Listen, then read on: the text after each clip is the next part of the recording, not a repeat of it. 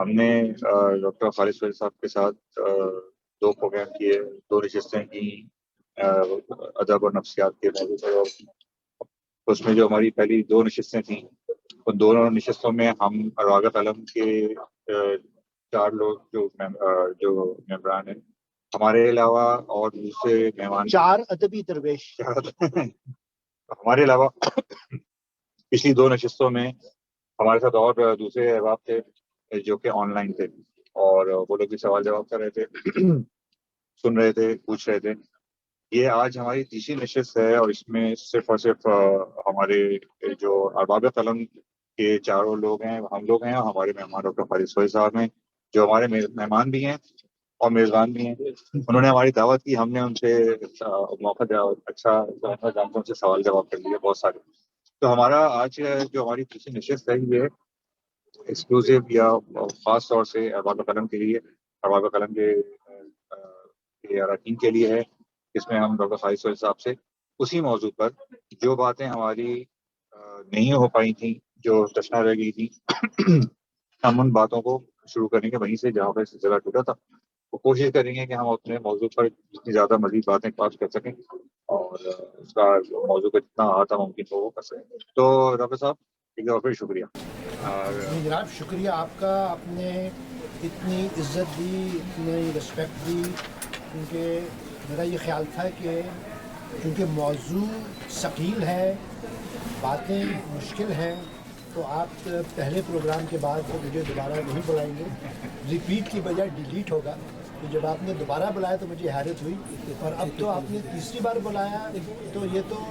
اور بھی میرے لیے باعث عزت فخر، اور تو آپ کا شکریہ۔ اچھا، اس میں شکریہ ادا کرنا چاہوں گا ان لوگوں کا جنہوں نے پچھلے 2 محفلوں میں ہمارا ساتھ دیا، اور ان کی وجہ سے ظاہر ہے کہ وہ گفتگو بھی دلچسپ بھی رہی اور کامیاب بھی رہی۔ اور رہی بات ٹھیک ہے ڈیلیٹ کی، تو ہم نے تو اس کو سیو کر لیا اور ہم نے اس کو پبلش بھی کر دیا، اور بلکہ وہ تو اپنے ذرا وہ 2 عظیم صاحبہ نے اس کو باقاعدہ ٹائپ بھی کر دیا اور وہ چھپ بھی گیا۔ تو بات شروع کرتے ہیں۔ اور احمد رضوان صاحب، رضوان بھائی جو ہم بھول گئے، ان کا بڑا اس میں ہمیشہ ہمارا ساتھ دیتے ہیں اور بڑی مدد کرتے ہیں، مشورے دیتے ہیں ہمیشہ تو اچھے۔ تو اب چونکہ ہم نے بنیادی سوالات جو ہیں وہ 2 دفعہ کر لیے، اب ہم بنیادی سوالات نہیں کریں گے، ہم براہ راست گفتگو شروع کرتے ہیں۔ تو مثال کے طور پہ ہم بات سے شروع کرتے ہیں کہ یہ جو ہمارے جو شعری ادب ہے خاص طور پہ، اس میں حسن، محبت، عشق اور شباب، یہ جو معاملات ہیں یہ آپ کو ہمیشہ نظر آتے ہیں، جگہ جگہ نظر آتے ہیں۔ آپ ابھی کی بات کریں یا آپ کلاسک کی بات کریں، تو ایسا کیوں ہے کہ یہ جو یہی معاملہ شراب اور نشے کی بات ہوئی ہوتی ہے تو اسی لیے وہ کہ بنتی نہیں ہے وعدہ و ساغت ہے بغیر کی بات کہی گئی۔ تو یہ کیا وجہ ہے کہ موضوع کچھ بھی ہو، مشاہدہ گفتگو موضوع کچھ بھی ہو، یہ معاملات ہمیشہ کیوں آتے ہیں؟ دیکھیں، میں نے پہلے بھی کہا کہ میں کوئی اردو شاعری ہو یا ادب ہو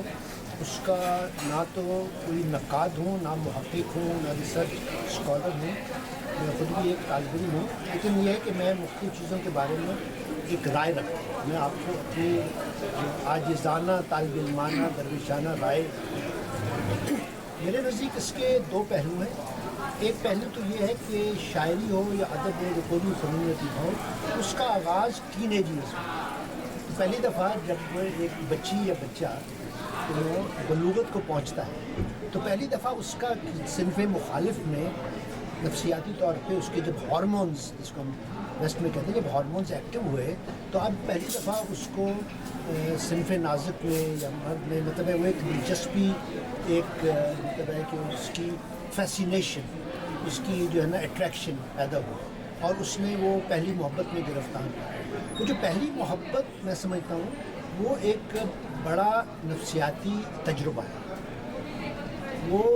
تجربہ جو ہے وہ آپ کی شخصیت کو توڑ پھوڑ بھی رکھ سکتا ہے، اور وہ آپ کو زندگی کے بارے میں ایک اعلیٰ اقدار کی طرف، اعلیٰ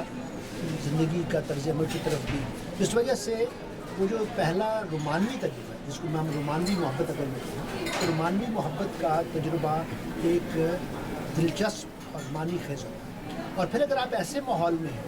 اب یہ ہماری جو اردو کی شاعری ہے یا فارسی کی ہے، مطلب یہ وہ ماحول ہے تھوڑا سا مشرقی ہے، تھوڑا سا روایتی ہے، تھوڑا سا مذہبی ہے. تو وہاں پر اب یہ ہے کہ جناب جو مرد عورت کے جو رومانی تعلقات ہیں، اور اگر ہم ایڈلٹ لیول پہ بات کریں تو انٹیمیٹ ریلیشن شپس جو ہیں اس پر یہ پابندی ہے کہ یہ صرف شادی کے اندر نکاح منقوہ ہوگی آپ کی، تبھی آپ اس کے ساتھ شب گزار سکتے ہیں، ہم بستری کر سکتے ہیں. تو اب سوال یہ ہے کہ اگر آپ کو لڑکی پسند ہے اور آپ کی شادی یا نہیں کر سکتے یا پابندیاں ہیں تو پھر آپ کیا کریں؟ تو اس کا جو نفسیاتی ایک اظہار ہے وہ جو ادب ہے وہ آپ کو یا فنون لطیفہ ہے وہ ایک موقع فراہم کرتا ہے کہ بات انڈائریکٹ کی جائے، بجائے ڈائریکٹ کہنے کے کہ تم مجھے اچھی لگتی ہو، میں تمہارے ساتھ رات گزارنا چاہتا ہوں، ویکینڈ گزارنا چاہتا ہوں، تو اس کو کہتے ہیں یہ تو بد اخلاق، بد کردار، بہت تو اس کا یہ طریقہ ہے یار ایک آپ نے خیالی محبوبہ اور خیالی عاشقی اور خیالی یہ باتیں کر کے تو وہ آپ نے اس کو بیان کیا. اور وہ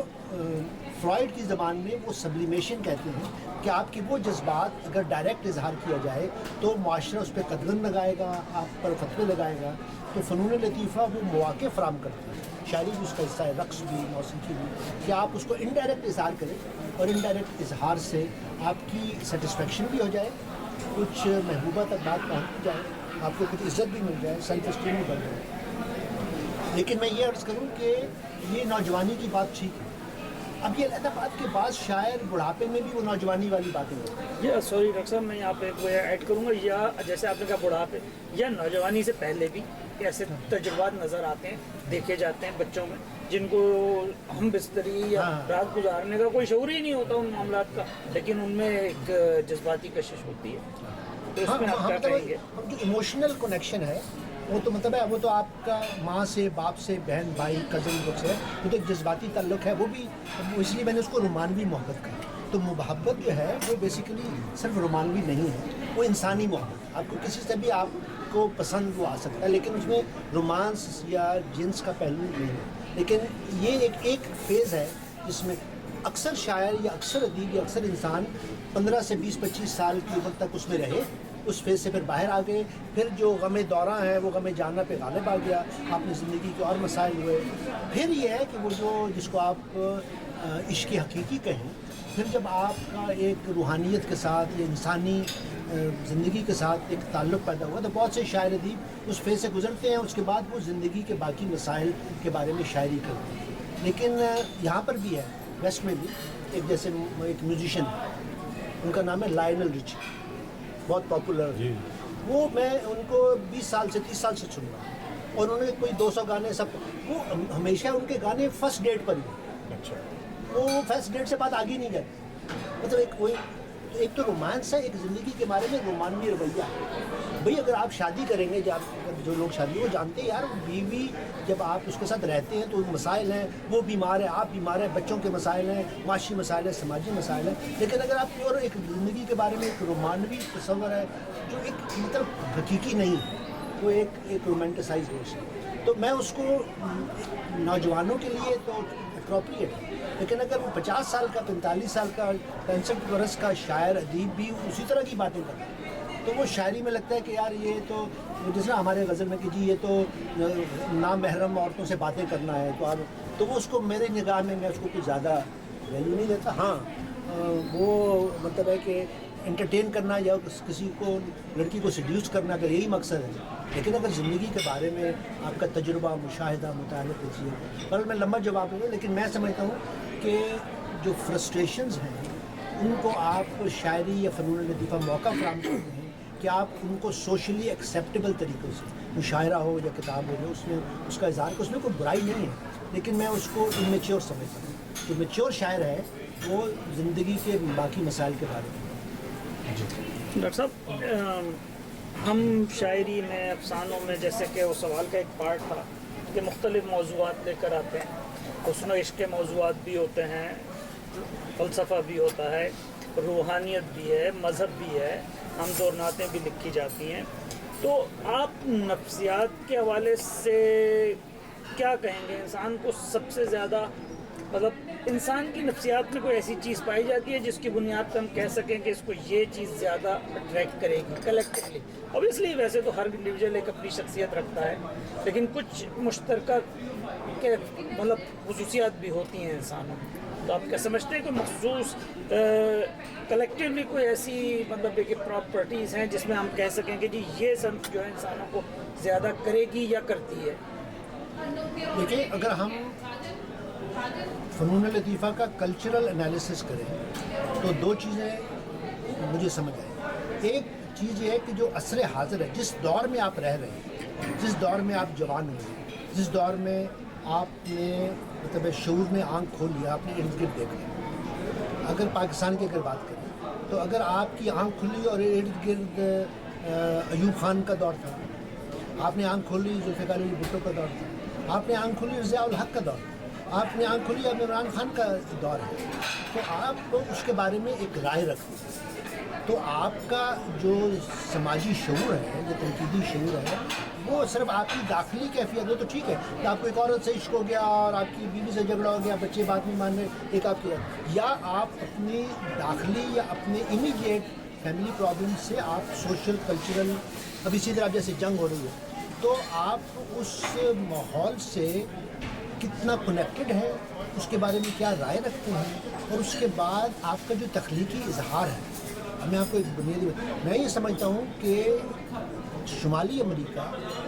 مڈل ایسٹ میں جو اردو کے شاعر ہیں، ان کی اکثریت نارتھ امریکہ میں 20 سال گزارنے کے بعد بھی ان کی شاعری میں اس کی کوئی جھلک مجھے نظر نہیں آتی. ان کی شاعری اور جو لاہور، کلکتے، پشاور، جو وہاں پہ جو کبھی یہاں پر نہیں ہے.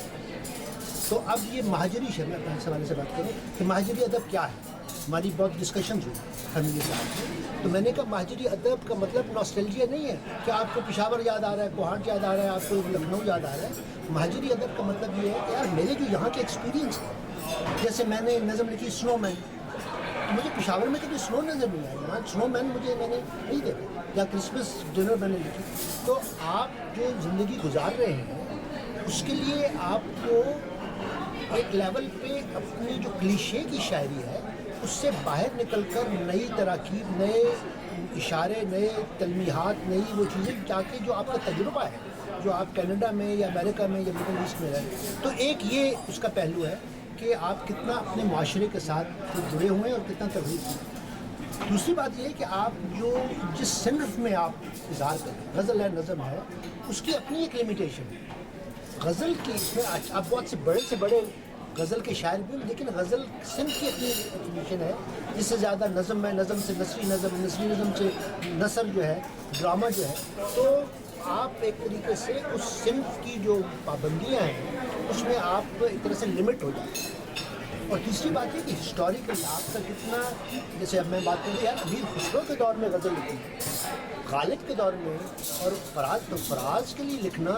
اس لیے آسان تھا. ورجینیا وولف نے کہا کہ مجھ سے پہلے 30 عورتیں ہیں جنہوں نے میرے لیے زمین ہموار کی ہے. یہ جو کتابیں ہیں انہوں نے زبان کے تجربے کیے، انہوں نے خیالات کے تجربے کیے، نظریات کے تجربے، بہت سی زمین ہموار کر دی. اس لیے ہمارے لیے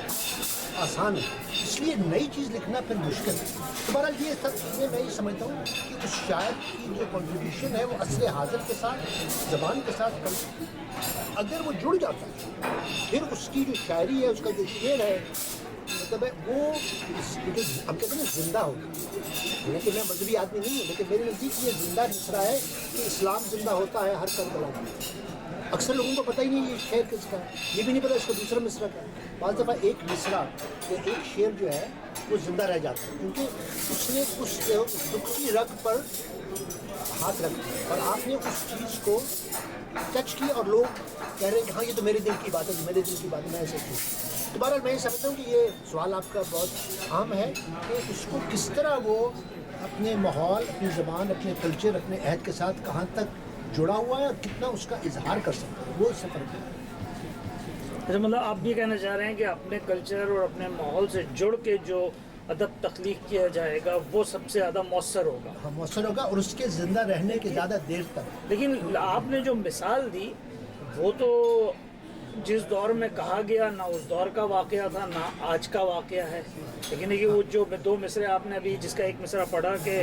قتل حسین اصل میں مرگ یزید ہے، اسلام زندہ ہوتا ہے ہر کربلا کے بعد. اس میں اب دلچسپ بات یہ ہے کہ آپ نے ایک واقعہ کو، اب کربلا میں کیا ہوا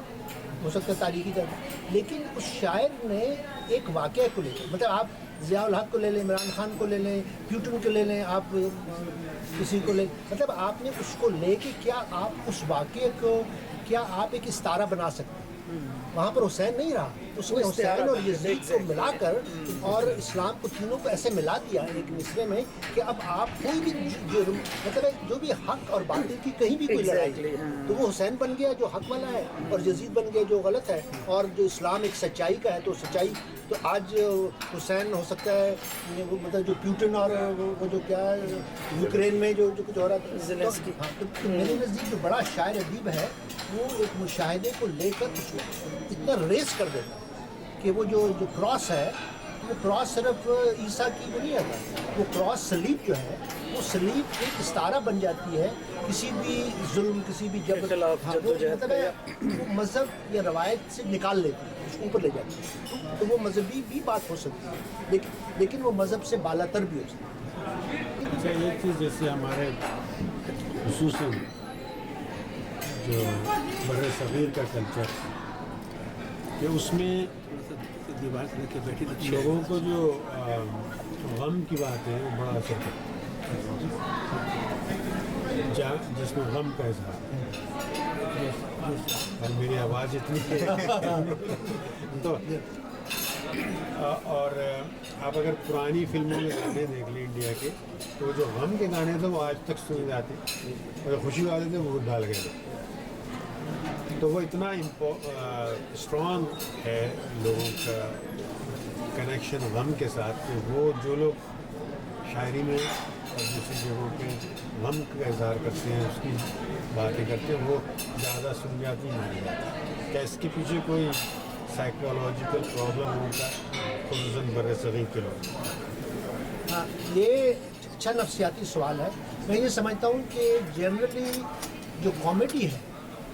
ہنسنا مسکرانا، کسی کو لطیفہ سنانا، کسی کو، وہ اس کا جو جذباتی اثر ہے وہ مطلب شارٹ لے جو کامیڈی کا یا مذاق کا یا طنز کا، اس کے مقابلے میں جو سوگوار ہے، جو ٹریجڈی ہے، ٹریجڈی آپ کو کہیں نفسیاتی طور پہ ڈیپر اس کا جو کنیکشن ہے آپ کے ساتھ، غم کا، دکھ کا، اذیت کا، تکلیف کا، وہ نفسیاتی طور پہ گہرائی میں آپ کو ٹچ کرتا ہے. اور آپ کے جو دکھ ہیں، جو مسائل ہیں، جیسے کہ کسی کی موت ہے، تو آپ اگر ماں باپ نانا نانی جس کی جو بھی آپ کی زندگی میں لاس ہے، وہ آپ کو اتنا اس نے سوگوار کیا ہوا ہے، اس نے دکھی کیا ہوا ہے کہ جب وہ شعر یا ادب پارا پڑھتے ہیں تو آپ کو وہ دکھ، اس وجہ سے لوگ اس کو ڈیپلی لیتے ہیں، اس کا زیادہ اثر قبول کرتے ہیں، زیادہ دیر تک رکھتے ہیں، کیونکہ اس کو وہ جو کلام ہے یا وہ جو ادب ہے وہ آپ کو نفسیاتی طور پہ ہیل ہونے میں، ریکور ہونے میں، آپ کی ریہیبلیٹیشن میں ایک بہتر رول ادا کرتا ہے. اور چونکہ فنون لطیفہ تو تھوڑا بہت آپ انجوائے بھی کر رہے ہیں کیونکہ شاعری ہے، کہ ہماری جو کیا فانی بدایونی تھے جو بہت ہی تو اب بعض تو بیچارے بہت ہی حد سے زیادہ سوگوار والے، لیکن نفسیاتی طور پہ اس کا حوالہ یہ ہے کہ جو اس طرح کا دکھ والا ہے، اب ہمارا کچھ مزاج بھی تھوڑا سا نا ماتمی سا ہے، مطلب ہمارے یہاں ایک اس کو گلوریفائی بھی کیا گیا، اس کو مارٹرڈم، تو ویسٹ نے تھوڑا سا زندگی کو انجوائے کرنا، زندگی سے ہیڈونسٹک ایٹیٹیوڈ کہ آپ زندگی کو انجوائے کریں، زندگی سے لطف اندوز ہوں، ویکینڈ منائیں، آپ جائیں ڈرنک کریں، ڈانس کریں، پکنک منائیں، فلانا فلانا. ہمارے ہاں اس کو لہو و لعب، ہم نے اس کو عیاشی، ہم نے اس کو یہ بنا کے اس کو ایک طرح سے میں سمجھتا ہوں کہ کلچرلی ایک منفی رویہ بنایا. تو میں اس کے حق میں نہیں، میں سمجھتا ہوں کہ دکھ اپنی جگہ ہے، سکھ اپنی جگہ ہے، ہمیں زندگی کو انجوائے کرتے ہیں، جیسے آپ پہلے بات کرتے ہیں، خوش رہنا، اس کی تربیت، اس کی ایک طرح سے پروموٹ کرنا چاہیے تاکہ بچے بھی، جوان بھی، بوڑھے بھی زندگی کو جتنا انجوائے کر سکیں، محظوظ ہو سکیں. اور ادب بھی جو ہے، لیکن مطلب ہے دکھ کی بات ہو لیکن وہ پورے کینوس پہ نہ وہ ایک لیول پر ہے زندگی کا حصہ. بارہ جی میرا ڈاکٹر صاحب میرا سوال ہے अदबी तख्लीक़ात और नफ्सियात के हवाले से कि मुझे ऐसा लगता है कि दो तरह के तख्लीक़कार हैं, वो जो किसी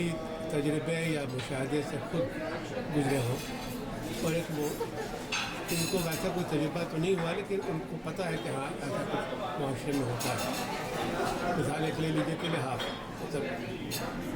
personally I have no experience, personally मेरा कोई मुशाहदा भी नहीं है, लेकिन ज़हन कहता है कि हाँ ऐसा हो सकता है।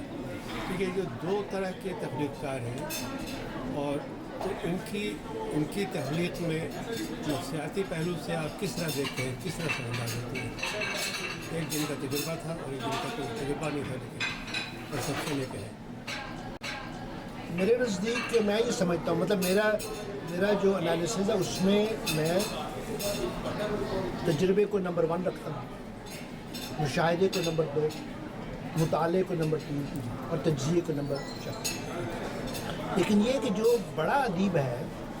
वो बाज़ दफ़ा उस पर तजुर्बा ज़ाती न भी है। जैसे अगर मौलाना हाली हैं तो इतने उम्दा शायर, उनको कमाल है कि वो अगर बेवा की कहानी भी लिखे, तो खुद बेवा तो नहीं, लेकिन उन्होंने किसी औरत को देखा,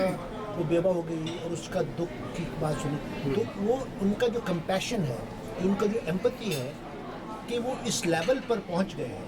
जैसे अगर कोई ड्रामा निगार लिखता है तो 4 किरदारों को, शेक्सपियर हो या आगाश, तो वो पहले शौहर का किरदार लिखता है, फिर बीवी का, फिर सास का, फिर ससुर का, फिर मौलवी का, फिर फलाने का। तो ऑब्वियसली वो सब तो नहीं हो सकता, लेकिन अगर बड़ा शायर है तो अगर तजुर्बा आप बयान कर रहे हैं तो उसके लिए थोड़ी सी आपको आसानी, क्योंकि आपका अपना तजुर्बा है, तो आपने बेसिकली वो बायोग्राफी कर दी, तो आपने उसको थोड़ा सा नोक पलक दुरुस्त करके शायरी बनाई। लेकिन जो आप अदब में आपका कमाल बढ़ता जाता है तो फिर आप तजुर्बे से मुशाहिदा, आपके भाई को हो गया, आपकी भाभी को हो गया, आपके हमसाई को हो गया, आपने टीवी पे देख लिया और उससे भी आप पास हो, तो आप के अंदर इतनी इमोशनल फ्लेक्सिबिलिटी है कि आप उसके तजुर्बे से इतना इन्वॉल्व हो जाते हैं, कंपैशनेट हो जाते हैं कि आप उसको अपने आप पे तारी कर, तो लगता है वो आप ही का तजुर्बा, अगरचे वो आपका नहीं है। तो ये उसकी शायर, अदीब, दानिश्वर, फ़िलासफ़र की एक तरह से लेवल ऑफ क्रिएटिव मैच्योरिटी है कि वो अगरचे उसका अपना तजुर्बा नहीं है। यहाँ पर आपको एक लाइट हार्टेड जो मेरे साथ हुआ ये कि मैंने 80s में एक अफसाना लिखा, कच्चे धागे। वो शायर रिसाले में इंडिया में चला, उस पर काफ़ी हंगामा हुआ, काफ़ी। लगता है कि इस शहर में एक कपल है, एक शायर है, मैं नाम उनका नहीं लेना, उन्होंने, उनकी बेगम ने मुझे डिनर पे बुलाया और मैं वहाँ पर डाउनटाउन में एक थाई रेस्टोरेंट था, अब कोविड की वजह से बंद हो गया, गोल्डन थाई, जो रिचमंड और चर्च पर था, वहाँ पर हमने डिनर किया इसमें, हम 3 लोग। तो डिनर जब ख़त्म हो गया, चाय वाय पी, तो उन्होंने मुझे कहा डॉक्टर साहब आपसे डायरेक्ट सवाल किया, उन्होंने कहा कि आप गे, मैंने कहा नहीं। तो उनकी बेगम ने कहा कि ये ऑनेस्ट आदमी अगर होते तो आपको बता दें। फिर उन्होंने कहा कि मेरा भी ख्याल था कि आप नहीं हैं, लेकिन आपने ये जो कच्चे धागे गे कपल के बारे में, क्योंकि मैंने वो फर्स्ट टेंस में लिखा था, वो मैं जो किरदार है वो अपनी बात कर रहा है कि उसको एक नौजवान मिलता है, वो उसकी मोहब्बत में गिरफ्तार हो जाता है, वो टेनिस खेलते हैं, उसमें उसके बाद उसके मोच आ जाती है और ये उसके पाँव दबाता है, तो उस दौरान वो एक सेंशुअल किस्म, सेक्शुअल तो नहीं, एक सेंशुअल। तो मुझे कहने लगे कि आप गे नहीं हैं, उसके बावजूद वो ऐसे लगता है कि बिल्कुल हकीकी अपने पास है। तो वो असल में हुआ ये कि हमारे 2-3 मेरे दोस्त हैं, एक तो हमारे दोस्त थे इफ्ती नसीम, वो शिकागो में होते थे, उनका इंतकाल हो गया। हाँ, तो वो एक दफ़ा आए और हमारी बहुत गुफ्तगू हुई और बहुत, बल्कि मैंने किताब हर दौर में मसलूब मेरा गेज और रस्मी, तो मतलब है उनके साथ में उठा बैठा, उनको समझने की कोशिश की, उनके जोक्स जो थे वो औरत कह दी कि मर्दाना वार मुकाबला, ये क्या फेमिनिस्ट है, मर्दाना वार मर्दाना। तो मैं ये कह रहा हूँ कि उनके साथ मैंने जो वक्त गुजारा, यहाँ पर और हैं हमारे दोस्त, तो उसके बाद मैं सोचता रहा कि यार ये जो गे कपल्स हैं, ये गे रिलेशनशिप है, तो मैंने कोशिश की, ऑब्वियसली वो कामयाब कोशिश की, तो हो सकता है, लेकिन मुश्किल काम है, आप अपना जो तजुर्बा है उससे बाहर निकलिए। अच्छा, ये जो कोई जब कुनूती है, आप उसके साथ रहकर आप खुद भी कुनूती से शिकार हो जाते हैं, जैसे छूत की बीमारी की तरह, تو جس طرح جب کوئی جب ہم ادب میں تلخیوں کا ذکر کرتے ہیں اور مایوسیوں کا ذکر کرتے ہیں اور خرابیوں کا ذکر کرتے ہیں اور اس طرح کی چیزیں ہم لکھتے ہیں جو سماجی مسائل، تو کیا اس کا اثر یہ ہوتا ہے کہ جو پڑھنے والا ہوگا وہ بیچارہ مزید اس کا شکار انہیں ایسے کا شکار ہو جائے؟ معاشرے میں ہم تو اظہار کے لیے لکھ رہے ہیں لیکن وہ معاشرہ جو ہے اس کی وجہ سے مزید ڈپریشن میں چلا جائے یا مایوسی کا شکار ہو جائے۔ اب یہاں پر وہ سوال اٹھتا ہے جو ابو خیر صاحب نے پہلے کہا کہ کیا شاعر ادیب کا کام ریفارم ہے یا صرف سچ کو بتانا ہے؟ تو اگر آپ کہتے ہیں کہ بھئی یہ سچائی ہے، دنیا دکھی ہے، یہ دکھی ہے، میں صرف اس دکھ کا اظہار کر رہا ہوں، تو آپ کو حق ہے، لیکن یہ بات ہے کہ اگر آپ اس دکھ کا اظہار کر رہے ہیں، اب جو شخص پڑھنے والا ہے وہ بھی دکھی ہے، وہ مزید دکھی ہو جاتا ہے۔ تو میں یہ سمجھتا ہوں، ہو سکتا ہے میرے اندر بھی ایک سائیکو تھراپسٹ ہے، کہ یار آپ مسئلے کو بیان کریں، لیکن میں یہ سمجھتا ہوں کہ اگر آپ کے ذہن میں اس کے بارے میں کوئی ایک آپٹمسٹک کوئی آئیڈیا یا کوئی بات ہے تو بیلنس کرنے کے لیے ٹھیک ہے، آپ کوئی بھاشن نہ دیں، آپ کوئی تقریر نہ کریں، آپ وہاں پہ کریں، لیکن یہ کہ اگر آپ دکھی لوگوں کی کہانیاں ان کے بتا رہے ہیں، تو جو سکھی لوگ ہیں جنہوں نے مسائل کو حل کیا ہے، جو اس دکھ سے نکل کر آئے ہیں، تو ان کا بھی ذکر کریں، تو پرسنالٹی پر بھی ہے کہ جو شاعر ہے اس کی پرسنالٹی میں کتنا توازن ہے، وہ اس کے ادب میں بھی اس کا اظہار ہے۔ تو اگر وہ خود بھی زندگی کو مطلب آپ عمر صاحب دیکھیں نا، ویسٹ میں اردو کے کتنے شاعر ہیں، میں اکثریت ان کو میں جانتا ہوں، وہ یہاں کمفرٹیبل زندگی گزار رہے ہیں، ان کا جاب ہے، ان کا گھر ہے، گھر بازوں کے بہت اچھے مطلب ہے کہ ویل ٹو ڈو ہیں، بیوی ہیں، بچے ہیں زندگی میں، لیکن اگر ان کی شاعری کو پڑھیں تو اس میں وہی نوسٹیلجیا اور دکھ، تو وہی آپ جب یہاں آئے ہیں، آپ 20 سال سے کینیڈا میں ہیں، آپ کے پاس $250,000 بینک بیلنس بھی ہے، ایک $500,000 کا گھر بھی ہے، آپ کے پاس گاڑی ہے، یہ ہے، لیکن اس کا ذکر ہماری کیونکہ شاعری کا مزاج تھوڑا سا ماتمی ٹائپ ہے، تو وہ جو زندگی میں خوشحال بھی ہے، اس کو شاعر کے طور پہ پڑھو تو وہ خوشحال وہاں نظر نہیں آتا، کیونکہ اس نے ایسے لگا کہ یار یہ میں نے اگر خوشحالی کی بات کی تو شاید یہ ہماری اردو شاعری یا غزل کے مزاج کے ساتھ فٹ نہیں بیٹھتا تو اس کو، تو ہم نے تو لکھ لیا کہ بھی نئے مقام پہ محبوب بھی نئے پائے، نئے مقام پہ محبوب بھی نئے پائے، جزائیں ملتی رہی ہیں ہمیں یہ ہجرت کی، وہ سزاؤں کا یار اتنا ذکر ہے یار، یہاں پر دیکھیں ہم نے محبتیں کی اس کو۔ اچھا، وہ تو ڈاکٹر صاحب وہ تو جانے یہ ہوگا کہ وہ کر کیا رہے ہیں، وہ لکھ کیا رہے ہیں، سوال یہ ہے کہ کیا اس کی وجہ سے ہم معاشرے میں مزید بے چینی پھیلانے کے ذمہ دار ہیں؟ مطلب میں اس حد تک تو نہیں جاؤں گا، لیکن میرا یہ ہے کہ یہ امپورٹنٹ ہے، مطلب میں شاعر ادیب دانشور کو سماج کا ایک ذمہ دار کردار سمجھتا ہوں، میں ان کو بہت عزت کی نگاہ سے، مطلب آپ لوگوں کے ساتھ بیٹھا ہوں کہ میرے نزدیک یہ جو دانشور لوگ ہیں وہ معاشرے کے بارے میں کچھ درد رکھتے ہیں، کچھ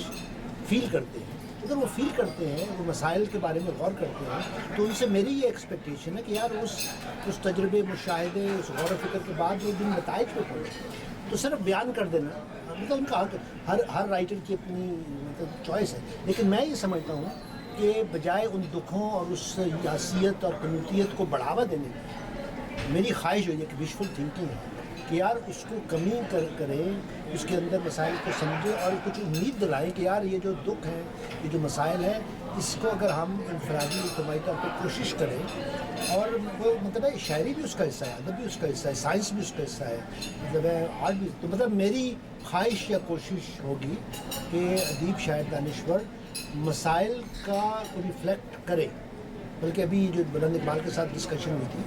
اس میں بھی یہ جو ایگزسٹینشلزم اور نہیلزم کی ڈسکشن ہوئی، تو ہمارا یہ ڈسکشن ہوئی کہ بلند اقبال نے یہی کہا کہ ہم ادب سے یہ ایکسپیکٹ نہیں کر سکتے کہ وہ کوئی مسئلے کا حل بتائے، وہ صرف آپ کو مسئلے کو سمجھنا ہے، مسئلے کی تفہیم بتا سکتا ہے، یہ اس کا۔ میں یہ سمجھتا ہوں کہ ادب جو ہے وہ صرف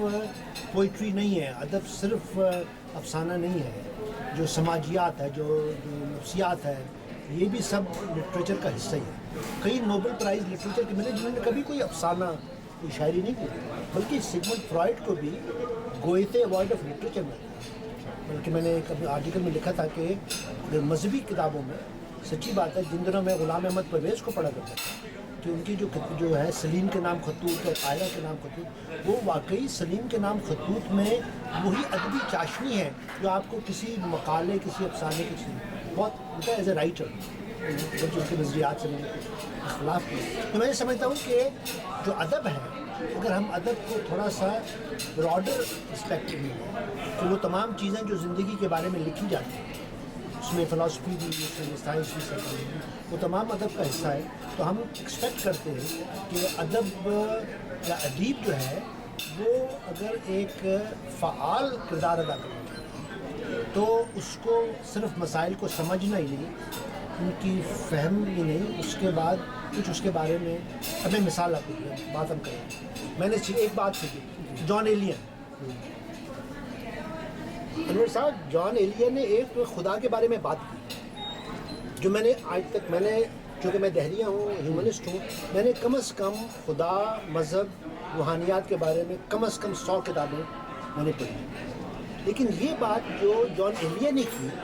ये मैंने आज तक कहीं नहीं की। एक नई बात, मेरे लिए नई बात। वो कहते हैं जॉन एलियन अपनी उनकी जो शायद की दीवाची में आप पढ़ सकते हैं, वो दीवाचे में लिखते हैं कि जब हम कहते हैं कि क्या खुदा मौजूद है, अगली सवाल है, तो खुदा मौजूद है, क्या हम ये कह रहे हैं कि जो वजूद है, वजूद को हम उसको कहते हैं जो शय हो, थिंग, ये चम्मच मौजूद है क्योंकि ये शय है। तो जब हम कहते हैं कि खुदा मौजूद है, तो क्या हम कह रहे हैं कि खुदा कोई शय है? और अगर खुदा शय नहीं है तो फिर क्या वो मौजूद नहीं है? या कुछ चीज़ें ऐसी हैं जो मौजूद हैं लेकिन शय नहीं है, वो ला शय है। तो फ़लसफ़े का सबसे बड़ा मसला ये है कि आप वो डिस्क्राइब करें वो वजूद जो शय नहीं है। और आज तक कोई फ़लसफ़ी इस सवाल का जवाब नहीं दे सका कि ऐसे चीज़ का वजूद जो कि शय नहीं है, क्योंकि अगर कहेंगे खुदा मौजूद है और खुदा शय है तो फिर तो शिर्क हो जाएगा। अब ये जो सवाल उठाया है, मैं समझता हूँ कि ये एक बहुत ही ज़हीन और बहुत ही एक दानिशवराना सवाल है। मेरे पास जवाब नहीं है, लेकिन मैं ये कह रहा हूँ कि अब ये नसर में उन्होंने कहा, अब ये जॉन एलिया भी शायरी में ये बात इस तरह नहीं कर सकते, क्योंकि शायरी मतलब उसका जो मिजाज है उसमें ये कह सकते हैं कि जी वो पता नहीं क्यों, पता नहीं दुआ के वक्त ऊपर क्यों देख रहा है, क्या खुदा आसमानों, मतलब उनके कुछ दहरियाना इशार हैं। नहीं, वो शेर है तो बड़ा मुश्किल, मेरे ख्याल में खासा अक्कासी है इस अल्फाज का कि यूं जो तकता है आसमान को तो कोई रहता है आसमान में क्या। बात ये होगी कि आप नसर में जब आप करते हैं तो आप बराह रास्त बात कर लेते हैं, और शेर में आपने कहा तो आप उसके 10 माने निकाल लेंगे, और आप उसमें ये भी कह सकते हैं कि नहीं, ये असल में आपने इस्तिआरे के तौर पे या तशबीह के तौर पे ये फलां चीज फलां लफ्ज़ इस्तेमाल किया है। तो मैं ये अर्ज कर रहा हूँ कि मैं समझता हूँ कि शायर अदीब जो दानिश्वर भी है, वो जब चाहे कनूसियत हो, चाहे डिप्रेशन हो, चाहे कुछ भी हो, देखिए फ्रॉइड का एक 1906 में एक मजमून था, मोर्निंग एंड मेलनखोली, ये उसका टाइटल। वो ये कहते हैं कि अगर आपका कोई अजीज फौत हो जाए और आप उसके बारे में सोगवार है, तो ये एक नॉर्मल ग्रीविंग प्रोसेस है और ये हेल्थी है कि आप 2 हफ्ते, 4 हफ्ते, 6 हफ्ते आप उसके अफसोस में, दुख में, ये मॉर्निंग है, आप उसको मॉर्न कर रहे हैं, ये एक नॉर्मल। लेकिन अगर उस शख्स के साथ आपका जो ताल्लुक़ था उसमें आपके अंदर एक गिल्ट है, आपको कि यार मैंने उस शख्स के साथ बहुत जुल्म किया, ज़्यादती की, मुझे ऐसा नहीं करना चाहिए था, मैंने अपनी माँ या बाप या बीवी ना, तो अगर आपके अंदर एक लाशऊरी अनरिजॉल्व इशू है तो वो सिर्फ सोगवारी नहीं रहती, वो बढ़ते बढ़ते बढ़ते बढ़ते आपको मेलनखोलिया में, एक क्लिनिकल डिप्रेशन का शिकार कर देता है, और आप उसके बाद जो खुदकुशी तक पहुंच सकते हैं, आप अपने आप को हर्ट कर सकते हैं, आप अपने आप को अजियत दे सकते हैं।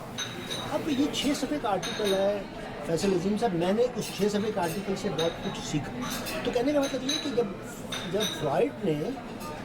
अब उसमें कोई हल नहीं बता रहा, वो सिर्फ आपको समझा रहा है कि डिप्रेशन 2 तरह का है, एक नॉर्मल है, एक नॉर्मल है। एक के लिए आपको सुगवारी के लिए आपको कोई ट्रीटमेंट नहीं चाहिए, लेकिन इसके लिए आपको ट्रीटमेंट चाहिए। तो जो बड़ा शायर है, आशिकी सब्र तलब और तमन्ना बेटा, तो आपको हल नहीं बता रहे, लेकिन उसकी जो बसीरत है,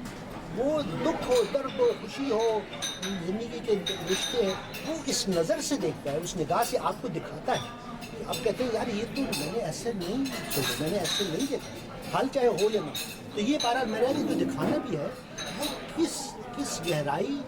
اور کس دانشمندی کے ساتھ اور آپ کا جو زندگی کو سمجھنے کا جو انداز ہے کس لیول کا ہے وہ آپ ادب میں اس کا اظہار کریں۔ اسی سے بھی ایک سوال اور بڑھا ہے کہ اگر کسی کی شاعری کا کوئی مقصد ہے تو پھر وہ عام فہم ہونا چاہیے تاکہ لوگوں کو سمجھ میں آئے۔ یہاں پر میں نے یہ سنا ہے کہ لوگ کہتے ہیں کہ جی آپ اس اسٹینڈرڈ سے اشعار کہیں چاہے ایک کو بھی سمجھ میں دے، تو میں تو نہیں مانتا ہوں ایسے لوگوں کو اور ایسی تھیوری کو نہیں مانتا ہوں کہ آپ ایسی چیز کہتے رہیں جس کو کوئی سمجھ نہیں پا رہا۔ بہت مثالی بات ہے جو وہ کہتے ہیں کہ وہ جتنا بھی پانی ہوگا۔ تو میں اس کو نہیں مانتا ہوں، لیکن اس کی کیا کوئی اس میں گنجائش ہو سکتی ہے کہ آپ ایسی باتیں کہتے رہیں جو کہ آپ کے ہم اثر شعراء کو بھی سمجھ میں نہیں آئے اور کسی کو سمجھ میں نہیں آئے اور سمجھ میں آپ کو اچھی چیز ہے۔ میرا ابو خیر صاحب یہ نقطہ نظر ہے کہ کریٹیوٹی کے دو پہلو ہیں۔ ایک ہے کریٹیو ایکسپریشن کہ آپ جو سوچتے ہیں جو فیل کرتے ہیں اس کا اظہار کریں۔ دوسرا ہے کریٹیو کمیونیکیشن جس کو ہم عام فہم میں ابلاغ کہتے ہیں۔ اب میں بطور شاعر ادیب کے ابلاغ کو بہت اہمیت دیتا ہوں۔ میری یہ خواہش ہے کہ جو شخص میری تحریر پڑھے اس تک میرا معافی ضمیر پہنچے اور اس کے بعد پھر اسے اتفاق کرتا ہے یا اختلاف کرتا ہے۔ لیکن بعض ادیب شاعر ہیں جس کو ہم ایبسرڈ، ایک پوری تحریک چلی یورپ میں اور یہ جو کئی جدید شاعر جو ہیں وہ ایبسرڈیٹی اور نیہلزم کا کے پیروکار ہیں، ان کا یہ کہنا ہے کہ زندگی جو ہے ہمارے ارد گرد وہ بنیادی طور پہ ایبسرڈ ہے۔ چونکہ زندگی ایبسرڈ ہے تو آپ ٹھیک ہے شاعر افسانے میں آپ نے کردار بنا دیا، آپ نے بگننگ مڈل مطلب ہے اس کا کلائمیکس اینڈ مطلب آپ نے ایک کہانی بنا لی، لیکن اصل جو زندگی ہے وہ ایسی نہیں ہے۔ تو چونکہ زندگی ایبسرڈ ہے تو اس وجہ سے وہ یہ جسٹیفائی کرتے ہیں، تو میں اس کے حق میں نہیں ہوں، تو میرا اختلاف ہے۔ لیکن ایک گروپ ہے وہ کہتے ہیں کہ جی ہمارا جو چیز چاہے لکھیں اور یہ اسٹریم آف کانشیسنس بھی اس کا حصہ ہے اور ایبسرڈزم بھی اور نیہلزم بھی اور یہ جو قنوتیت پسند مطلب یہ ایک گروپ ہے۔ لیکن آہستہ آہستہ میں سمجھتا ہوں کہ اس تحریک کو زیادہ کامیابی نہیں ملی اور آہستہ آہستہ ان ادیبوں شاعروں سے لوگ دور ہٹ گئے اور وہ تاریخی طور پہ ایک فیشن کے طور پہ یا ایک نئی سوچ کے معاملے میں ہم ان کو ہسٹوریکل ریفرنس کرتے ہیں۔ لیکن میں سمجھتا ہوں کہ چیزیں وہ زیادہ دیر رہتی ہیں جو لوگوں کو سمجھ آئیں، جن سے لوگ زندگی کے بارے میں کچھ محظوظ ہوں، کچھ مشہور ہوں، کچھ ان کو انسپائر کرے، تو میں اس کے حق میں ہوں۔ لیکن اب اس کا حق ہے اگر وہ مجھ سے مشورہ کرے تو میں کہوں گا بھئی آپ بہتر لکھ سکتے ہیں تو آپ خواہ کیوں ایسا ہے، آپ بھیجا تو آپ نہ لکھ سکتے۔ لیکن وہ ایک فیشن کے طور پہ کہ جی زندگی وہ ایک پوائنٹ، پھر اصل میں ہوتا یہ ہے کہ آپ جب کسی تحریک کا حصہ بن جائیں تو آپ پارٹیسن ہو جاتے ہیں۔ اب آپ نے چاہے وہ ترقی پسند ہو، جدیدیت ہو، ایبسرڈزم، مطلب آپ اس تحریک کا حصہ بن گئے تو آپ نے اپنا تجربہ مشاہدہ علیحدہ کر دیا، آپ اس کے پولیٹیکل ایکٹیوسٹ بن گئے، آپ اس موومنٹ کو، اس تحریک کو، اس کی اچھی بات بری بات بھی، چاہے وہ ادب میں ہو سیاست میں ہو، تو بھئی ہر انسان ہے، کوئی بھی سیاسی لیڈر ہو، ادبی لیڈر ہو، اچھا بھی بھئی غالب کی بھی تمام اشعار تو اچھے نہیں ہو سکتے یا منٹو کے سب افسانے۔ ہاں یہ ہے کہ منٹو نے اگر 300 افسانے لکھے ہیں زندگی میں، اس نے 10 بڑے افسانے، تو اس 10 افسانوں کے لیے اس کو 290 بھی لکھے جو اسی طرح اگر قاسمی صاحب کے 20 بہت اچھے شعر ہیں یا 5 بہت اچھی نظمیں ہیں تو انہوں نے 200 اور شعر لکھے جو میڈیوکر ہیں، وہ آپ ملا نہیں، مطلب ہمارے نا وہ نہیں پتہ چلتا کم از کم مجھے۔ آپ کو میں احمد فراز کے، قتیل شفائی کے، قاسمی صاحب کے وغیرہ وغیرہ ان کے کئی شعر ملا کے دے دوں، آپ نہیں بتا سکتے۔ جس کو ہم کہتے ہیں نا صاحب طرز، اپنا طرز اور اپنا مزاج، اور اس کے معاملے میں میں افتخار عارف کو زیادہ کریڈٹ دیتا ہوں چیزوں سے مجھے افتخار عارف کا، علامہ اقبال کا بھی، علامہ اقبال کا آپ کو پتہ چل جائے کیا اتفاق کرے یا نہیں کرے، یار یہ اقبال کی شاعری۔ تو یہ میں سمجھتا ہوں کہ علامہ اقبال کی یہ گریٹنس ہے کہ انہوں نے ایک ایسا استعارے، ایسی تشبیہات، ایسا نقطۂ نظر خود ہی کا پر کچھ انہوں نے، لیکن وہ لوگ کہتے ہیں جی یہ تو سب نیچے کی کاپی ہے اور یہ ہے اور وہ ہے، ان کا کوئی اپنا اوریجنل، تو اس کو اتنا بڑا فلاسفر نہیں مانتے ان کو، کیا اس کو کہتے ہیں علم الکلام، علم الکلام علم الکلام ایک نا کہ بھئی آپ نے قرآن کو یا حدیث کو یا کسی اور کی چیزوں کو آپ نے اپنے انداز میں پیش کیا، لیکن آپ نے کوئی اپنا اوریجنل آئیڈیا نہیں دیا, آپ نے اوروں کے آئیڈیاز کو. تو یہ جیسے آج کے جدید دور میں یہ کتابیں تو پرانی ہو گئی, فیس بک ایک نئی کتاب, اور اس پر میں بہت سارے لوگ لکھ رہے ہیں, ابھی بھی تحقیقات بھی آ رہی ہیں اور واہ بھی ہے. آپ اس میں اس کے دائرانہ نظر ڈالیں تو نفسیاتی طور پہ کس طرح اس کو کرنا پڑے گا؟ میرا نقطہ نظر یہ ہے کہ ایک زمانے میں چونکہ لٹریچر جو تھا وہ آپ ایک زمانے میں پرنٹنگ پریس نہیں تھا, پھر پرنٹنگ پریس تھا تو کچھ لوگوں کے ہاتھ میں تھا, تو ایک طرح سے اجارہ داری ویسٹ میں بھی کہ ایک بڑے پبلشر پینگون سے چھپانا یا آپ نے سنگ میل سے چھپانا, وہ ایک طرف پرائڈ کا وہ تھا. لیکن دوسری طرف آپ کو 2 سال 4 سال 6 سال 10 سال انتظار کوئی کر رہا ہے, وہ کہہ رہا ہے جی تو اس قابل نہیں ہے یہ. تو عوامی جو لہجہ ہے, عوامی جو وہ ہے کہ بھئی آپ کے پاس فیس بک ہے, آپ کے پاس سیل فون ہے, آپ کے پاس کیمرہ ہے, تو لوگوں کو ایک سہولت مل گئی. آپ نے غزل لکھی وہاں لگا دی, 20 دوستوں کو بھیج دی, 50 لوگوں نے واہ واہ کر دی, تو آپ کو ایک جذباتی تسکین مل گئی. تو اس حوالے سے میں اس کو سپورٹ کرتا ہوں کہ یار لوگوں کو موقع ملے. لیکن ایٹ دا سیم ٹائم میں یہ سمجھتا ہوں کہ صرف 50 لوگوں نے واہ واہ کر دی یا 200 لوگوں نے اس کو لو کا ہارٹ بنا دیا, تو یہ ٹھیک ہے پاپولیرٹی, وہ بھی پاپولیرٹی جو آپ کے دوستوں میں ہے, مطلب جو آپ کو جو ہم کہتے ہیں کیا تھا اس کو کہتے وہ باہمی کون سی انجمن باہمی, ہاں من تو رہا حاجی بگویم, تو میرا حاجی بگویم میں تیرا حاجی, ستائش انجمن ستائش باہمی. مجھے اس میں کوئی برائی بھی نہیں لگتی, کوئی غلط بات نہیں ہے, لیکن اس کی ایک لمیٹیشن ہے. وہ ایک نا آپ گھر میں بیٹھے ہیں, کووڈ ہے اور کہیں جا آ نہیں سکتے, تو آپ نے لکھ دیا, لوگوں نے واپس, تو اس میں کوئی برائی ہے. لیکن اس کو وہ ادب عالیہ مطلب ہم اس کو اسٹینڈرڈ نہیں بنا سکتے, اس کو اس کو ایز اے اسٹینڈرڈ نہیں لے سکتے. عموماً ہم دیکھتے ہیں کہ بس تعریفی رائے, تنقید یا کوئی تجزیہ ایسا کچھ نہیں. جی, تو اس وجہ سے جو آپ کی محفلوں میں جو تیسری بار آ رہا ہوں, مجھے یہ ہے کہ آپ چاروں ادبی درویشوں میں وہ ادب کے بارے میں, زندگی کے بارے میں, نفسیات کے بارے میں ایک سنجیدہ رویہ ہے. آپ ادب کو, زندگی کو ایک, اس میں یہ نہیں میں بھی کوئی عالم فاضل تو نہیں, لیکن میں آپ کی اس شوق کو, آپ کی اس ایکسائٹمنٹ کو, آپ کی اس پیشن کو سراہتا ہوں, اور میں سمجھتا ہوں کہ اس بات کو آگے بڑھانا, میں اس وجہ سے آپ کے ساتھ شامل ہوں کہ یہ جو رویہ ہے آپ کا, جو ایٹیٹیوڈ ہے, وہ بہت ہی قابل ستائش ہے, قابل تحسین ہے, اور یہ رویہ ہمیں ادب اور فنون لطیفہ کے بارے میں ہمارا ہونا چاہیے. باقی لوگ جو ٹھیک ہے وہ اس میں کرکٹ ہے, میں نے بلند اقبال سے کہا جب وہ یہ in search of wisdom program شروع ہوا, ان کی خواہش تھی کہ مل کے کام کریں, تو میں نے ان کو مزاحیہ انداز میں کہا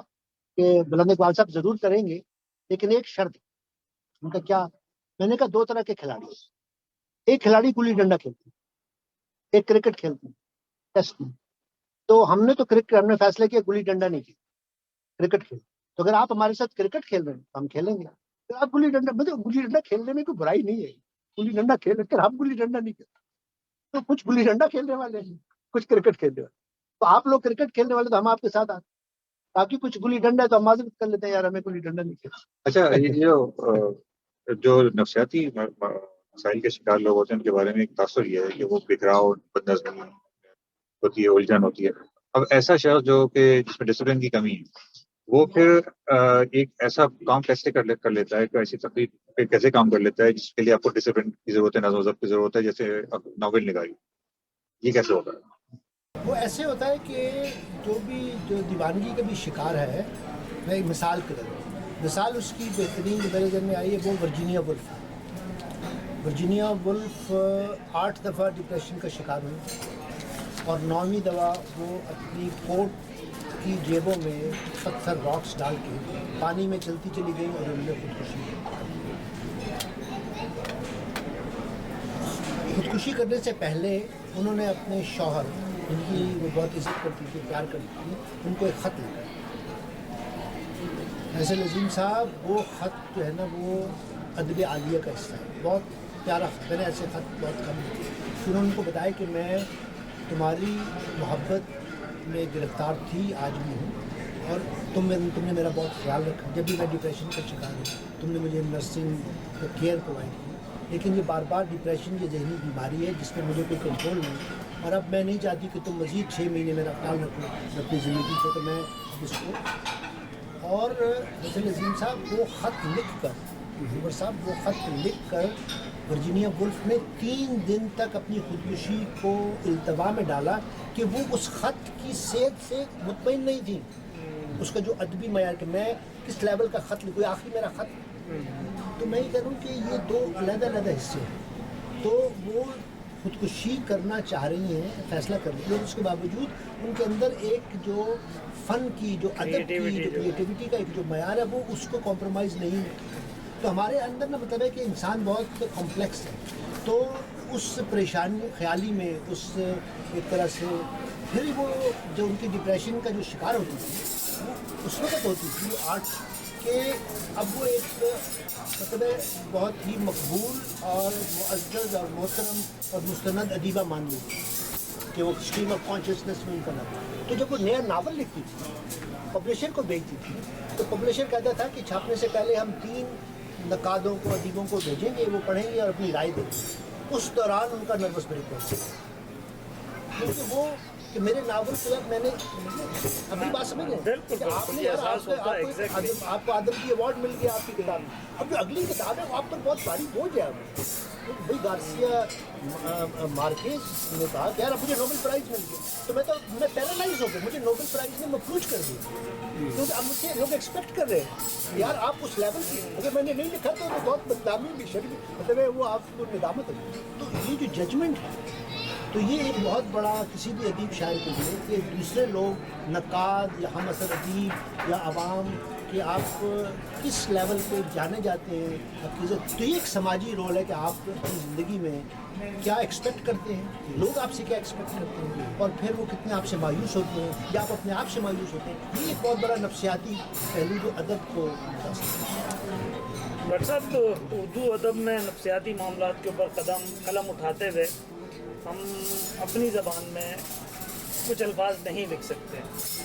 اور وہی الفاظ مطلب اگر اپنی زبان میں لکھیں تو وہ فحاشی کے زمرے میں آ جائیں گا، لیکن یہ کہ ہم کسی اور زبان میں لے لیں تو وہ ایکسیپٹ کر لیے جاتے ہیں. مطلب کیا ہے یہ ہمارا تہذیبی دیوالیہ پن ہے یا اس کی کیا وجہ ہے؟ کیوں ہم دوسری زبان میں ایکسیپٹ کر لیتے ہیں اور اپنی زبان میں نہیں ایکسیپٹ کرتے؟ تو ظاہر ہے کہ ایک لکھنے والا جو ہے اس کا شکار رہتا ہے نا، مطلب اس کا اس چیز میں زیادہ ٹائم لگ جاتا ہے الفاظوں کے چناؤ میں، بجائے اس کے کہ وہ اپنے مدعا کا اظہار کر سکتے ہیں، کریٹیوٹی دکھا سکتے ہیں. تو اس میں مطلب نفسیات مطلب کیا کہ نفسیاتی دخل ہے یا کیا ہے یہ؟ مطلب اس کو آپ کس طرح دیکھیں گے؟ میں نے ایک مضمون جوش کے حوالے سے لکھا تھا، جوش ملیح آبادی یادوں کی بارات ہوتی ہے، تو اس میں یہ ڈسکشن تھی کہ جو اردو ادب ہے اس نے صرف آدھے انسان کی کہانی لکھی ہے، چاہے شاعری ہو ادب ہو. تو کچھ لوگوں نے، منٹو نے، جوش نے، کچھ لوگوں نے، مصطفیٰ زیدی نے، وہ حصے جو سماجی طور پہ ہم ابھی تک نہیں لکھ پائے. کہنے کا مطلب یہ ہے کہ اردو ادب جو ہے وہ ابھی تک انسانوں کا، ہیومن کنڈیشن کا آدھا سچ لکھتا ہے. آدھا سچ جو ہے زندگی کی حقیقت ہے وہ آپ میں یا اتنی کرج میں ہے یا زبان کی وہ ہے. مطلب ہے کہ ہم سب جانتے ہیں، ہم سب ایڈلٹس ہیں کہ ہم سب ہمارے اپنی محبوبہ یا بیوی یا کسی کے ساتھ ایک قریبی تعلقات، جس کو میں رومانوی تعلقات کہتا ہوں، لیکن جب ہم اس کو اظہار کرتے ہیں تو کہتے ہیں یہ تو شہوت کی بات ہے، شہوانی کی بات ہے، یہ تو ادب نہیں ہے، یہ تو فحاشی ہے، یہ تو یہ ہے.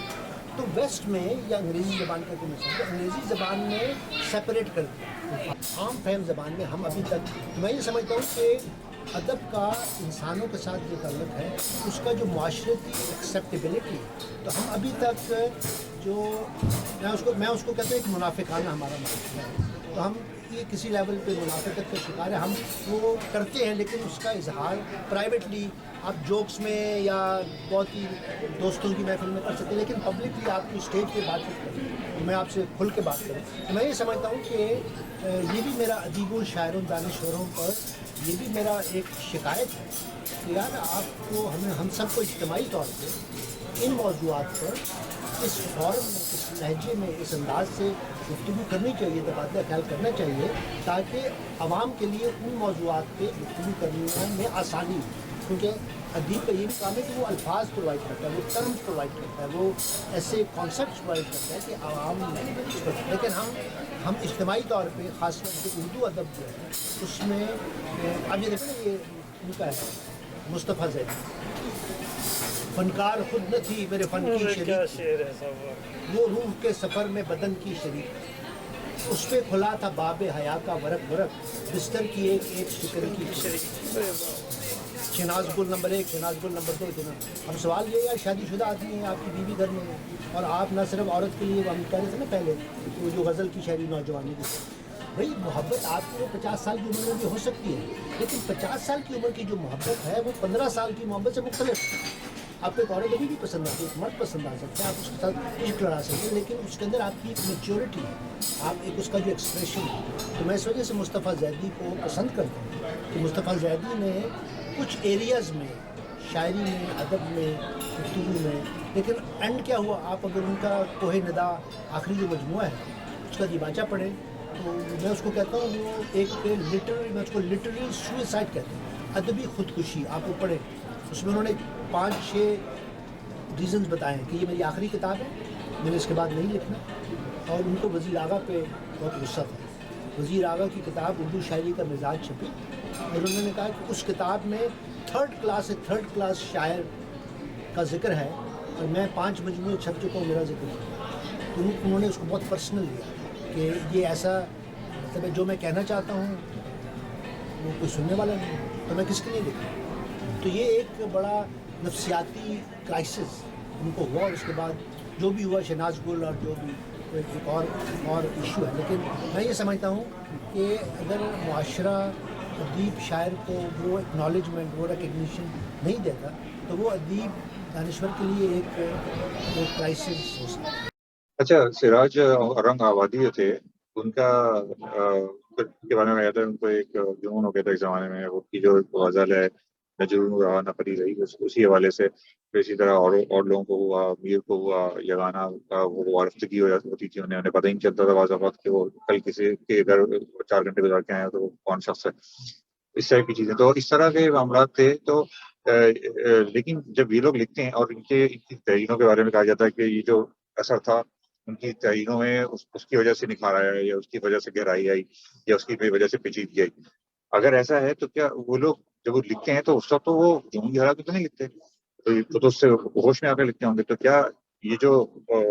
ایسا جو دور گزرتا ہے کسی پر، کیا وہ جس ذہن کے اندر ایسا تہذب پیدا کر دیتا ہے کہ وہ ہوش میں آنے کے بعد بھی قائم رہتا ہے اور اس کا اثر آپ کو تحریروں میں نظر آتا ہے؟ ورجینیا وولف کہتی تھی کہ جب میں نارمل حالات میں ہوتی ہوں، جب میں زندگی کو انجوائے کر رہی ہوتی ہوں، تو کریٹیوٹی قطرہ قطرہ ٹرکلز ڈاؤن، لیکن جب میں اس دیوانگی کے، اس کو ہم دیوانگی کا تجربہ یا اس کرائسس میں کہیں تو کریٹیوٹی اس کے دریا بارش کی طرف. فرق یہ ہے کہ وہ جو بارش کی طرح آئے اس وقت وہ اس حالت میں نہیں تھی کہ اس کو جمع کر سکے اور اس کو اس کے ساتھ کچھ کریٹ کر سکے. لیکن کہنے کا مطلب یہ ہے، وہ کہتی تھی کہ بعد میں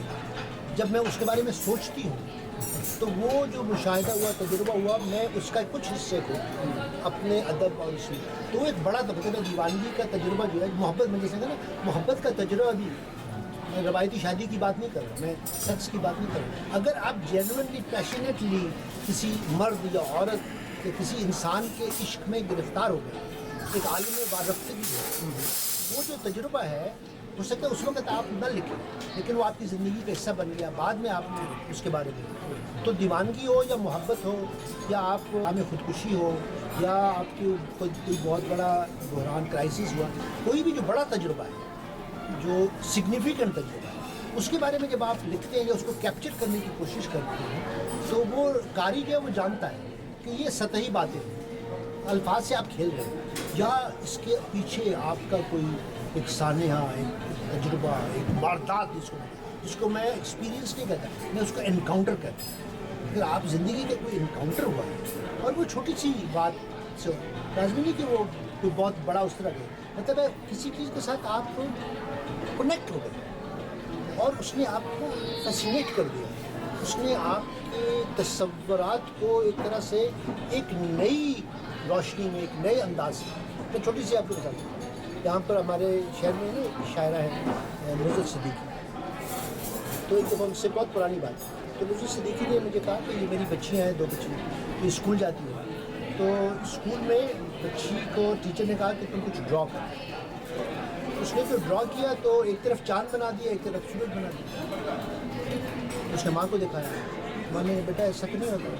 یہ چاند ہوتا ہے، یہ سورج ہوتا ہے، تم نے غلط بنا. تو وہ چپ ہو گیا. وہ مجھے کہتی ہے کہ کوئی 6 مہینے کے بعد ایک صبح جب وہ اس کو اسکول لے جا رہی تھی تو اس نے ماں سے کہا کہ وہ دیکھیں کیا ہے، تو سورج ہے. وہ کیا ہے؟ چاند ہے.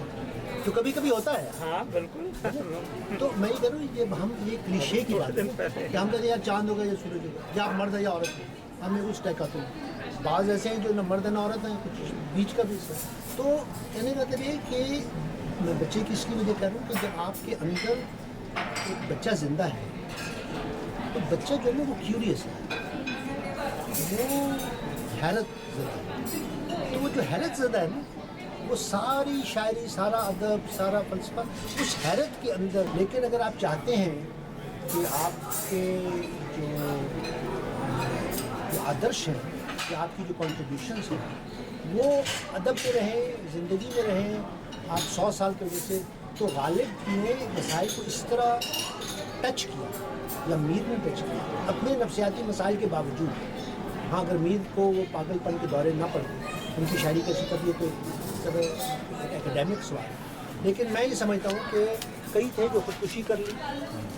لیکن کئی تھے جو اس ڈپریشن یا اس سائیکوسس سے، اس پاگل پن سے نکلے، اور پھر انہوں نے ان چیزوں کو، ان بصیرتوں کو، اس دانائی کو ادب میں اس کا اظہار کیا. اور اس سے ان کی جو دیوانگی بھی تھی، اس نے بھی ادب کو یا زندگی کو ایک، کیونکہ فائنل پوائنٹ یہ ہے کہ جب ہم سو رہے ہوتے ہیں تو جو ہمارے خواب ہیں وہ لاجیکل نہیں ہوتے. تو ہم سوتے وقت خواب میں اپنے لاشعور کے ساتھ زیادہ کرتے ہیں. اب یہ ہے کہ آپ نے خواب دیکھا اور جب آپ جاگ گئے اور آپ کی فیملی نے پوچھا آپ نے کیا دیکھا، تو اب آپ کس طرح اس کو آرٹیکولیٹ کریں. تو کیا آپ کا خواب ان کے لیے بھی کچھ میننگ فل ہے یہ؟ تو ادب، شاعری، افسانہ، میں اس کو یہ کہتا ہوں کہ آپ کا تعلق جو ہے وہ لاشعور سے زیادہ ہوتا ہے. تو آپ خواب کسی کیفیت میں، ٹرانس میں وہ اس طرح کی کیفیت ہے. اب اس تجربے کو، ٹرانس کو آپ کیسے کمیونیکیٹ کرتے ہیں، یہ سب سے بڑا یہ چیلنج ہے کسی بھی فنکار میں. تو اکثر لیمان کا تھا کہ وہ جب کوئی نظم لکھنا شروع کرتے تھے، ان کے پاس بہت ساری پینسلیں تھیں، جس پینسل سے لکھنا شروع کرتے تھے وہ اسی سے مکمل کر سکتے تھے. اس کے علاوہ دوسری پینسل وہ نہیں ملے تو وہ پریشان ہو جاتے تھے. وہ ندا فاضلی کا آپ نے غالباً انٹرویو کیا تو اس میں شاید میں نے پڑھا کہ وہ ایک خاص درخت تھا، اس نیچے کھڑے ہو کے وہ. تو یہ جو اب ایک آدمی جو اتنا باشعور ہے وہ اس طرح کی اس میں ایسا انحصار کیسے ہو جاتا ہے اس کا کہ وہ اپنی تخلیقی اظہار کے لیے ان چیزوں پر انحصار کرنا شروع کرتے ہیں. یہ اس کی کیا نفسیات ہے؟ پر میں یہ سمجھتا ہوں کہ جو ڈیپ لوگ ہیں نا، ان کی کچھ نفسیاتی طور پہ کچھ ایڈیوسنکریسی، اردو کا مجھے لفظ پتہ نہیں، کچھ ایڈیوسنکریسی میں نے بہت سو کے انٹرویو کیے.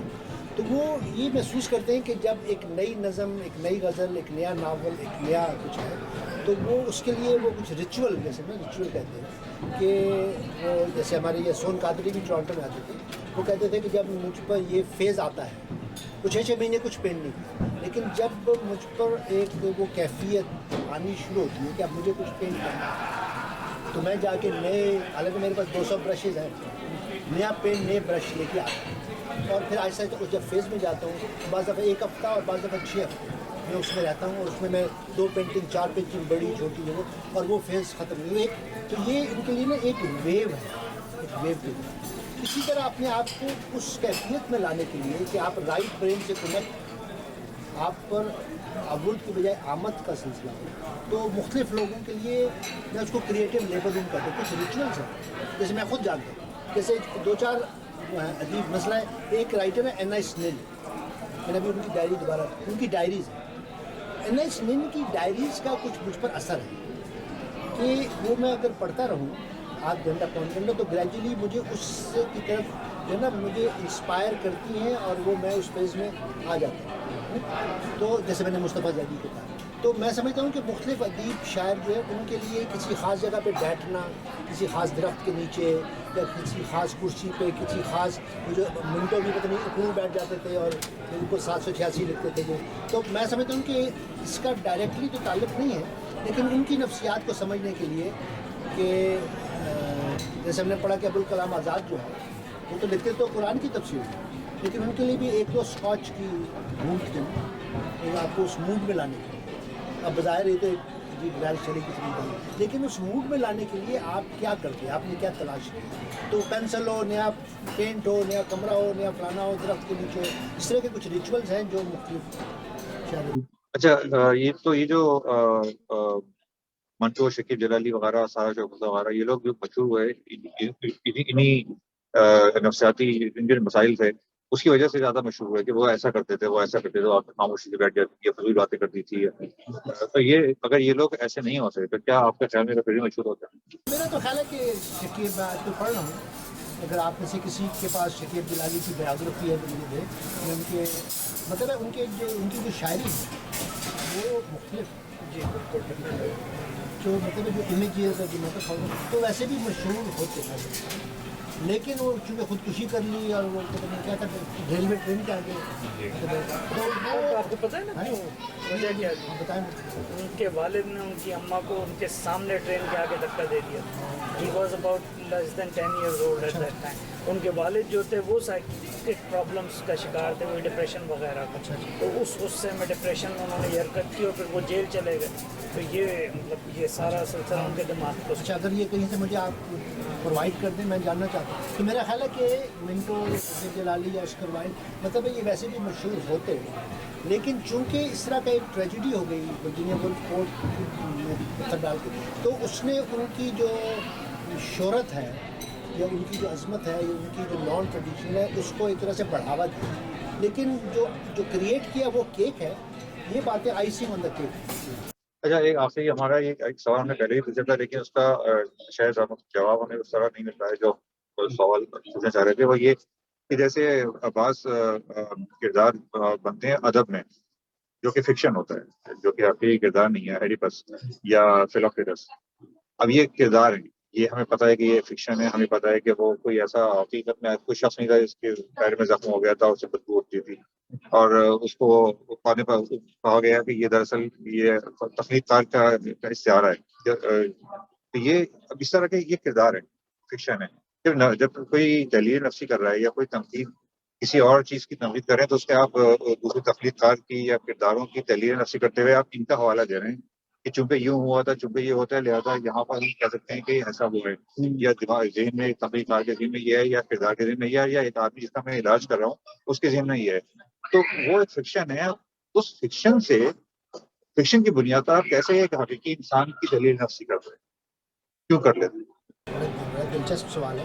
میں یہ سمجھتا ہوں کہ جس کو ادب عالیہ کہتے ہیں, تو ادب عالیہ میں جو کردار کریٹ کیے گئے وہ زندگی کے اتنے قریب ہیں یا زندگی کی اتنی اعلیٰ عکاسی کرتے ہیں, وہ جو میٹافورز ہیں, کہ جب آپ آج کی زندگی کو سمجھنے کی کوشش کرتے ہیں تو وہ میٹافور جو ہے, چاہے عورت ہو اور سنڈریلا کی کہانی ہو, یا وہ یہ جو تھا سیسیفس, میتھ آف سیسیفس, کہ اس نے کردار کریٹ کیا. تو یہ جو جن کو ہم دیو مالائی کہانی مائتھالوجی, میں سمجھتا ہوں, میں اس کا بہت عزت کرتا ہوں. میرے نزدیک جو دیو مالائی کہانی ہے اس کے اندر فوک وزڈم اتنا زیادہ ہے, اگر کہ ہمیں ان کے ادیب و شاعروں کا بھی پتہ نہیں کہ کس کی ہے, لیکن اس کے اندر اتنی بڑی صداقتیں ہیں کہ وہ مطلب سیسیفس بھی وہ کہتا ہے کہ اس پر خدا یا جو بھی اس کا عذاب نازل ہے کہ وہ پتھر کو اوپر تک سارا دن لے کے جاتا ہے اور اس کے بعد وہ لڑک جاتا ہے, پھر اگلے دن وہ پھر جاتا ہے. وہ اتنا کرتے کرتے وہ اس جو راک ہے اس کی ایک ایک چیز سے وہ واقف ہو گیا, اس کے ساتھ اس کا کوئی خیال ہے کہ دکھی ہوا ہے. تو وہ اب یہ میٹافور ہے کہ یار جو ایک عام انسان ہے وہ صبح اٹھتا ہے, دفتر جاتا ہے, یا کسان ہے تو وہاں جاتا ہے, وہ سارا دن کام کرتا رہتا ہے 12 گھنٹے فیکٹری میں, پھر وہ گھر آتا ہے, پھر بیوی, پھر بچے, اور پھر رات کو سو جاتا ہے, اور کل صبح سے پھر تو, اور وہ کر رہا ہے 20-30-40 سال سے کرتا رہتا ہے. تو یہ جو میتھ آف سیسیفس ہے, اس کا یہ جو کردار ہے, یہ زندگی کے لاکھوں کروڑوں انسانوں کی زندگی کا ایک استعارہ ہے. اس وجہ سے وہ تو جب ہم مطلب انالائز کرتے ہیں تو جیسے اس نے فرائڈ نے کہا کہ جی وہ ایڈیپس کمپلیکس ہے کہ وہ اس کردار نے اپنی ایک عورت کے ساتھ مباشرت کی اور بعد میں پتہ چلا کہ یار یہ تو اس کی ماں ہے یا اس کو. تو کئی مریض میں نے دیکھے ان خواب میں اپنی ماں کے ساتھ ان کا وہ ہوا خواب میں تو آپ کو کنٹرول نہیں ہے. اس کے بعد وہ اتنے گلٹ کا شکار تھے کہ وہ انہوں نے خودکشی کر لی یا ڈپریشن کا شکار ہو گئے. تو اب پھر یہ کہ دوسری بات یہ کہ جو ستارے ہیں جو میتھولوجیکل کہانی ہے ان کی جو انٹرپریٹیشن وہ بدلتی ہے. فرائڈ نے اس کی سائیکولوجیکل جو انٹرپریٹیشن تھی اس کو سیکس سے دیا. ایرک فرام نے اسی ایڈیپس کمپلیکس کی وہ چونکہ سوشلسٹ تھے انہوں نے کہا کہ یہ نہیں کہ لڑکا ماں کی محبت میں گرفتار ہوتا ہے اس لیے وہ باپ کے خلاف ہو جاتا ہے. انہوں نے کہا کہ باپ جو ہے پیٹریارکیکل سوسائٹی کا قدر سری نظام کا وہ غاصب اور وہ ظلم کرنے والا ہے. تو بیٹا جو ہے وہ دیکھتا ہے کہ باپ ماں پر ظلم کر رہا ہے تو اس ظلم کے خلاف وہ ماں کا سے محبت اور ظلم. اب میری بات سمجھ ہاں اس وجہ سے جو میتھولوجیکل کریکٹرز ہیں وہ آپ کو یہ موقع فراہم کرتے ہیں کہ آپ انفرادی اجتماعی طور پہ ان استعاروں کو ان کو اپنی ایک انٹرپریٹیشن دیں اور اس سے زندگی کو سمجھنے میں یہ اس کے مسائل کو حل کر دیں. بہرحال یہ تو مجھے خوشی اس بات کی ہے کہ آپ کے ہو سکتا ہے میں نے آپ کو تھوڑا بور ہی کیا ہو لیکن نہیں ڈاکٹر صاحب ہم لوگوں نے فل انجوائے کیا ہے. نہ کرتے تو ہم چار آگے بیٹھتے کیوں پھر یہاں. ہاں لیکن یہ کہ آپ لوگوں کی چونکہ شوق اور آپ کے جو پیشن تھا تو میں نے جو بھی میری سمجھ میں میں آپ کے ساتھ شیئر کرتا ہوں لیکن مجھے بالکل کوئی وہ نہیں ہے. میں آپ کے ساتھ میں واضح کرنا چاہتا ہوں میں آپ کے ساتھ ایک دوستانہ وہ ڈائلاگ کر رہا ہوں. مجھے کوئی کسی بھی ٹاپک پہ میں اس کو کوئی اپنی نہ اتھارٹی سے ہاں یہ کہ مجھے شوق ہے مجھے انٹرسٹ ہے اور جو بھی میں نے پڑھا ہے اس سے میں نے اپنی ایک رائے کا. بہت بہت شکریہ. بہت شکریہ ڈاکٹر صاحب. آپ کے پاس کوئی تخلیق کار آیا ہو پیشنٹ کے طور پہ تو آپ اس کو دوسرے پیشنٹ سے کس طرح مختلف پاتے ہیں یا پایا آپ نے؟ میں سمجھتا ہوں کہ ہر مطلب میرے پاس بہت سے ابھی بھی آتے ہیں. مطلب جیسے ایک ہے میرا مریض وہ بہت ہی ٹیلنٹڈ میوزیشین ہے اور وہ نوجوانی میں اب اس کی عمر 50 سال ہو گئی لیکن نوجوانی میں اس کا بینڈ تھا وہ گانے لکھتا تھا اس کا پرفارم کرتا تھا. اس کے بعد اس کی اپنی بیوی کے ساتھ بہت وہ ہوئی تکلیف دہ ڈیورس ہوئی اور اس کی جو بیٹی تھی وہ ویکینڈ پہ باپ سے ملنے آتی تھی اور یہ کہتا ہے کہ میں بیٹی کو خوش رکھنے کے لیے ایک مسکراہٹ کا لبادہ وہ لگا. اندر سے میں بہت دکھی تھا. اس نے بلکہ ایک دو گانے بیٹی کے لیے بھی لکھے لیکن اس کی طلاق نے اس کو توڑ پھوڑ اور اس نے پھر وہ موسیقی وہ سب چھوڑی. اب دوبارہ پچھلے 1 سال سے میں نے اس کو دوبارہ اس پر راغب کیا ہے. اب دوبارہ اس نے موسیقی شروع کی. اب اس کی بہتر اس کی نفسیات اس کا ڈپریشن بھی ہو گیا. تو میری کوشش یہ ہوتی ہے کہ جو بھی اس طرح کا ادیب شاعر فنکار ہے کہ اگر وہ کریٹیوٹی کے ساتھ دوبارہ جڑ جائے تو میں نے اس کو بہت ہیلنگ آیا کہ وہ ان کے نفسیاتی مسائل کو بھی حل کرنا اس کو بہت شکریہ صاحب. نہیں جناب یہ تو آپ